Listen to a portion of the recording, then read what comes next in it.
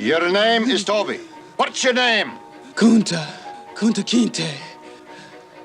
The black runaway slave was tied to a wooden post. At the white overseer's command, another black slave whipped Kunta's back. The other black slaves could only watch helplessly from the sidelines. The overseer ordered his men to stop the punishment and told Kunta that if he changed his name to Toby, he would be released. But Kunta, a warrior from Gambia in West Africa, refused to submit. The sound of the whip cracked again. After some time, the overseer gave Kunta one final chance. Just when everyone thought the boy was still holding on to his stubbornness, Kunta's defiance came to an end. At this point, Kunta was tortured and collapsed to the ground. Mr. Fudra, like an elder, showed concern for him. 2 years later, despite working hard, Kunta still endured insults and abuse from the whites. Yet, in front of the plantation owner, he behaved obediently. Mr. Fudra was amazed by Kunta's compliance. But just as Fudra was about to invite Kunta to a ball, Kunta prayed to the heavens in the African tradition. He planned to escape the plantation once again, which surprised Fudra. For 2 years, Kunta had endured humiliation to make the plantation owner lower his guard. The melody of a violin played as the black slaves danced happily, while the white people partied nearby. Kunta hid in the grass, waiting for the overseer to relax his vigilance. Then, he quietly snuck into a moving carriage and covered himself with a cloth. Kunta avoided the white man's sight and stealthily jumped off the carriage. When Reynolds learned that Kunta had escaped again, he hired 2 slave catchers to track him down. Kunta found his ex-girlfriend, and they hadn't seen each other in 3 years. Both of them had endured unspeakable suffering. The next day, the slave catchers arrived at the location. Hiding in the shed, Kunta was pulling on his girlfriend, hoping she would escape with him. But his naive hope was immediately rejected by Fenta. The girl had become accustomed to life there, and as long as she could survive, she was willing to pay any price. As the two argued, their voices drew attention from the outside. The woman, however, didn't realize that several pairs of eyes were watching them closely.